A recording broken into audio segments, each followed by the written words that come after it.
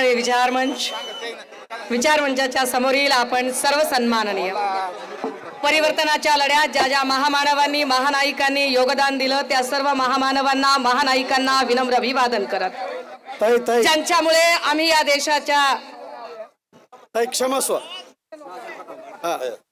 ज्यांच्यामुळे आम्ही मोकळा श्वास घेऊ शकतो आणि जे या देशाच्या सीमा राखत आहेत, आपल्या घर संसारावर तुळशीपत्र ठेवून जे अहोरात्र या देशाच्या सीमा राखत आहेत, त्या तमाम वीर जवानांना, त्यांच्या वीर पत्नींना आणि वीर मातांना विनम्र अभिवादन करत या मंचावर उपस्थित काँग्रेसचे खासदार सन्माननीय इम्रान भाई प्रतापगडीजी, या मंचावरून ज्यांनी संबोधन केलं ते खासदार सन्माननीय संजय जाधवजी, ज्यांचं संबोधन आपण ऐकलं ते महाविकास आघाडीचे अधिकृत उमेदवार सन्माननीय राजेश भैया टोपेजी, मंचावर उपस्थित मानव हक्क अभियानचे मिलिंद आवाडजी, या मंचावर अनेक मान्यवर उपस्थित आहेत, ते मला क्षमा करतील. काँग्रेस, राष्ट्रवादी काँग्रेस, शरदचंद्रजी पवार साहेब, शेतकरी कामगार पक्ष, समाजवादी पार्टी, आम आदमी पार्टी, तद्वतच विविध सामाजिक संघटनांचे मान्यवर पदाधिकारी, माझं म्हणणं राज्यभर पोहोचवण्यासाठी असलेले सर्व प्रिंट तथा इलेक्ट्रॉनिक माध्यमांचे प्रतिनिधी आणि आपण सर्व भावांनो आणि बहिणींनो, मला याची कल्पना आहे की तुम्ही इम्रान भाईंना ऐकण्यासाठी उत्सुक आहात आणि ते फार चांगल्या कविता म्हणतात, अगदी गाऊन म्हणतात, त्यांना गळा आहे, मला नरड आहे. अभी ये इनकी समझ में नहीं आएगा और मेरी दिक्कत यह है कि मैं हिंदी में बात करूं कि मराठी में बात करूं, क्योंकि अगर हिंदी में बात करूंगी तो वो समझेंगे और मेरी आवाम नहीं समझ पाएगी, और अगर मैं मराठी में बात करती हूं तो आवाम समझ रही है और वो नहीं समझ रहे हैं, तो अब मैं ये कश्मकश में हूं कि करूं भी तो क्या करूं. हालांकि मैं रेडियो स्टेशन के माफिक शुरू हो जाती हूं, अगर आप हिंदी का बटन दबाओगे हम हिंदी शुरू हो जाएंगे, अगर आप कहेंगे नहीं नहीं आप जरा उर्दू में तस्लीम कीजिए तो हम उर्दू में शुरू हो जाएंगे. आप कहेंगे कि नहीं नहीं ताई आपको तो मराठी में बात करा, आम्ही मराठीत सुरू होऊन जातो. बाबा आपल्याला काही कुणी म्हणला ताई ताई आम्ही तो गोरमाटी, तो मैं तुम्हारी छोरी हो, तुम्हारी मारी नाळ एक छ, तुम्हारी मारी तुम्हारा मार गोत्र एक छ. ओके दादा हो, मुळात आपण इथे एकत्र आलोय का हे पहिल्यांदा समजून घ्या. मला याची कल्पना आहे की माझ्या समोर जमलेला हा जो सगळा समुदाय आहे, याच्या दुपटीने समुदाय या सगळ्या आखलेल्या पंडालच्या बाहेर आहे आणि ही सगळी राजेश भैयांवर प्रेम करणारी माणसं आहेत. आपण सगळेजण एका महत्वाच्या मुद्द्यावर चर्चा करण्यासाठी एकत्र आहोत आणि मुद्दा हा आहे की या सगळ्या राजकीय घडामोडीमध्ये 20 नोव्हेंबरला जी निवडणूक होऊ घातली आहे, या निवडणुकीला सामोरे जाताना काही मुद्दे आपल्या समोर मांडले पाहिजेत की ही निवडणूक का महत्वाची आहे, या निवडणुकीसाठी आम्ही का बरं प्रयत्न करत आहोत. दादा हो, साधारणतः 2019 ला सरकार निवडलं गेलं. 2019 ला एक अत्यंत संयमी, शांत, शिस्तबद्ध असे मुख्यमंत्री महाराष्ट्राला लावले आणि नेमकं त्याच काळामध्ये संबंध महाराष्ट्रात, देशभरात नव्हे जगभरात कोरोनाचा हाहाकार माजला.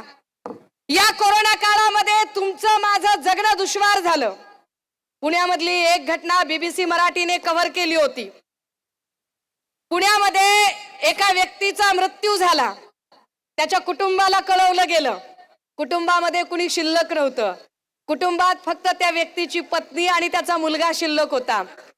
प्रेत न्यायला माणसं नव्हती. 3 माणसांनी ॲम्ब्युलन्स मध्ये प्रेत आणलं. एक गाडी चालवणारा होता आणि दुसरी 2 ॲम्ब्युलन्स मध्ये बसलेली होती. प्रेत वैकुंठ धाम पर्यंत आणलं गेलं. मुलगा झाडाखाली उभा राहून एकटाच बघत होता. अचानक प्रेताच्या पायावरचा कपडा सरकला. दोघांना मिळून ते प्रेत खाली घेता येत नव्हतं आणि त्याच वेळेला तो कपडा जो उडालेला आहे तो कपडा त्यांना नीट करायचा आहे. पोटचा गोळा असलेलं लेकरू झाडाखाली टुकटुक टुकटुक टुकटुक बघत होतं, पण त्याची हिंमत झाली नाही की जावं आणि बापाच्या तिथला तो कपडा नीट करावा. भीती काय होती कोरोनाची, वातावरण काय होतं. अशा सगळ्या काळात अजून एक घटना चालू होती. 20 मार्च 2020 चा एक काळ मला आठवतो. भैया साहेब तुम्ही विसरलायत की नाही मला माहित नाही, पण त्या 20 मार्चला मी एक छबी बघितली होती की भैया साहेबांच्या स्वतःच्या आई आजारी होत्या. 20 मार्चला भैया साहेबांची आई आजारी, अख्ख्या महाराष्ट्राची काळजी तुम्ही करत होतात. आई आजारी आहे, आई सिरियस आहे म्हटल्यावर अवघे 10 मिनिटं काढली, रील्स नाही बनवले. आता रील्स बनवणारे लोक फार तयार झालेत. आईला भेटले रील्स बनवतात, बापाला भेटले रील्स बनवतात, वडापाव खाल्ला रील्स बनवतात. फिल्मी दुनिया, सगळे नौटंकीस आले सगळे. भैया साहेबांनी कुठेही रील बनवला नाही. ते आपल्या आईला शांतपणे भेटले, बाहेर आले आणि पुन्हा कामाला लागले. कुठल्याही कामाचा रील केला नाही. मला आश्चर्य वाटतंय की कोरोनाचा एवढा मोठा कामाचा डोंगर तुम्ही उभा केला की तो कामाचा डोंगर बघता या कामाची वाहवा ना फक्त महाराष्ट्राने केली, भारतातलं सरकार भाजपचं आहे. असं असताना सुद्धा त्या सरकारने सांगितलं कि कोरोना काल में सबसे अच्छा काम अगर कहीं हुआ है तो वो महाराष्ट्र में हुआ है. और महाराष्ट्र में सबसे ज्यादा जो पॉपुलेशन डेंसिटी का एरिया है वह बंबई का धारावी का इलाका है. लेकिन उसी धारावी का पैटर्न पूरी दुनिया में एक एग्जाम्पल सेट करने वाला पैटर्न था और वह पैटर्न बनाने वाला इंसान नाम था राजेश भैया टोपे. हे फार महत्वाचं आहे. ज्या विरोधकांना असं वाटतं की राजेश भैयांनी काय केलं, तर त्याला एवढंच सांगायचंय, दादा तू हा प्रश्न विचारण्यासाठी जे जिवंत आहेस ना, तुला जिवंत ठेवायचं काम राजेश भैयांनी केलंय. बाकी आम्हाला काहीच बोलायचं नाही त्याच्यावर, आम्हाला बाकी काही डोकंच लावायचं नाही. दादा हो, या कोरोनाच्या काळातल्या कामाची दखल ना फक्त महाराष्ट्राने ना फक्त भारताने घेतली. जागतिक आरोग्य संघटनेने सांगितलं की कोरोनाचं जर काम करायचं असेल तर या पद्धतीने काम करा, ज्या पद्धतीने काम इथे महाराष्ट्रात झालं. इमरान भाई, हम आपको बताना चाहेंगे कि कोरोना काल में जब गुजरात में डेड बॉडीज रास्तों पर जलाई जा रही थी और आपके यूपी में जब वह गंगा में बहाई जा रही थी, यह वही महाराष्ट्र है जिस महाराष्ट्र में हर एक मजहब के मुताबिक पूरी रवायत के साथ उसके अंतिम संस्कार किए जा रहे थे, सिर्फ और सिर्फ बदौलत उद्धव बाला साहब ठाकरे और राजेश टोपे की वजह से. यह हमारे लिए फख्र की बात है, गर्व की बात है की तुम्ही आमच्यासाठी हे काम केलं.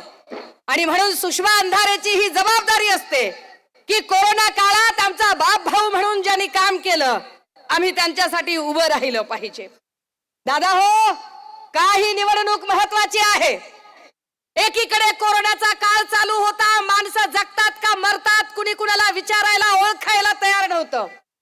याच काळामध्ये उद्धव साहेबांना एक मोठा आजार जडला. त्या आजारामध्ये ते नंतर परत येतील का, आमच्यात दिसतील का, ही सगळ्यांच्या मनामध्ये अशी भीती होती.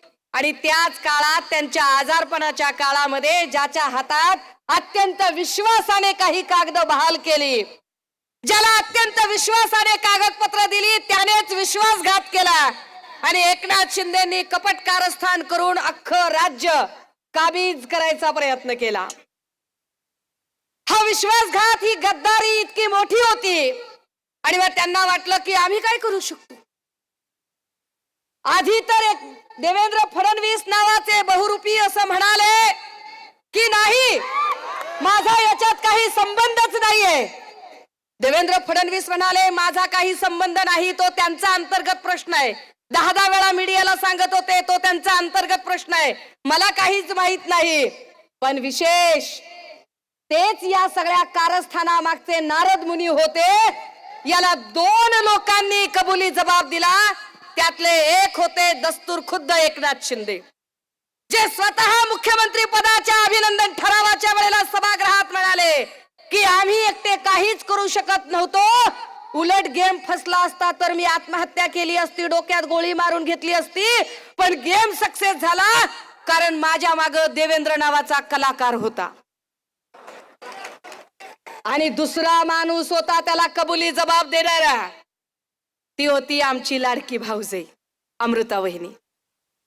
वहिनी म्हणाल्या देवेंद्रचा हुडीबिडी घालून जायचा, असा रात्रीचाच जायचा, एकदम हुडीबिडी घालायचा, गॉगल विगल. मी म्हणायचो देवेंद्र कुठे जातोयस तू, रात्रीचा कुठे जातोयस, रात्री जाते ना, जाऊ दे आता त्याच्यात काय पद्धतीचं. अरे जर तुम्ही इतके सच्चे होतात, तुम्ही इतके प्रामाणिक होतात, तर तुम्हाला रात्रीच्या अंधारात जायची गरज का पडली, तुम्हाला वाया सुरत गुवाहाटी करायची गरज का पडली. तुम्ही पैशांसाठी गेलात, त्याचे प्रमाण आम्ही अनेक देऊ शकतो. तो काल परवाचा आमदार वाचाळवीर बदमाश एक संजय सिरसाट जो 2019च्या निवडणुकीला 3.5 कोटीची प्रॉपर्टी निवडणूक आयोगाकडे लिहितो, आणि तोच संजय सिरसाट 2024चं निवडणूक पत्र भरताना 53 कोटीची प्रॉपर्टी लिहितो. 5 वर्षात 10 पट प्रॉपर्टी वाढते तरी कशी आणि कशाने वाढते, आम्हाला तरी कळू देत की कशाने एवढी प्रॉपर्टी वाढते. दुसरे आमचे शहाजी बापू पाटील ते सांगत होते बायकोला लुगडं घ्यायला 200 रुपये नाहीत. ज्याच्याकडे बायकोला लुगडं घ्यायला 200 रुपये नव्हते त्याच्या गाडीत आता 25 कोटी रुपये लोकांनी बघितले का नाही.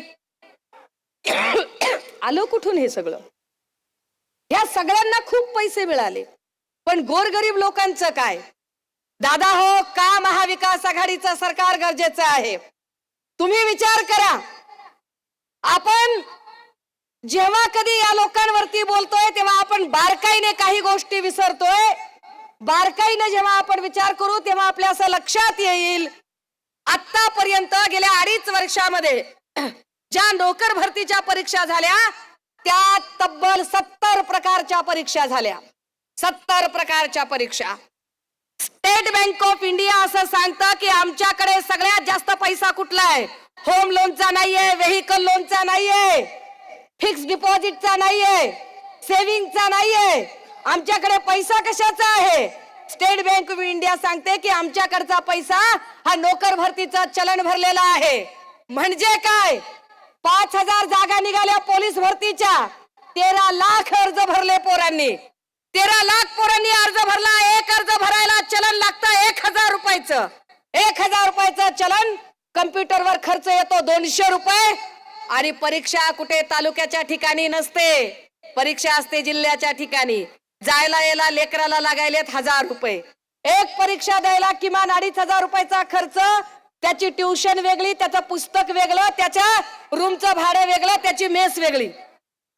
आता विचार करा की जर एका परीक्षेसाठी 2,500 रुपये लेकराला खर्च येतो, बापाला वाटते आपल्या पोराला नोकरी लागते, बाप आशेनं बघतोय की पोरीला नोकरी लागते. पोरग डोळे फोडून अभ्यास करतं, रात्रभर जागून अभ्यास करतं, दुसऱ्या दिवशी परीक्षेला जातं, पेपर देतं, घरी येतं, आईला बापाला वाटतंय पोराला नोकरी लागेल, आणि दुसऱ्या दिवशी पेपरला बातमी येते काय, पेपर फुटला. पण पेपर फुटला म्हणल्यावर एका पोराने जे 1,000 रुपयाचं चलन भरलं, 13 लाख गुणिले 1,000 किती पैसे झाले दादा हो, किती पैसे गेले. आतापर्यंत 65 परीक्षांचे पेपर फुटले. का फुटले 65 परीक्षांचे पेपर? 65 परीक्षांचे पेपर फुटले कारण परीक्षा भरती हा प्रकार त्यांनी खाजगी वेंडरवाल्याकडे दिला. खाजगी ठेकेदारांनी परीक्षा भरती घेतली. महाराष्ट्र पब्लिक सर्व्हिस कमिशनने परीक्षा भरती घेतली नाही, ती खाजगी ठेकेदारांनी भरली. परिणाम, खाजगी ठेकेदार म्हणजे कोण?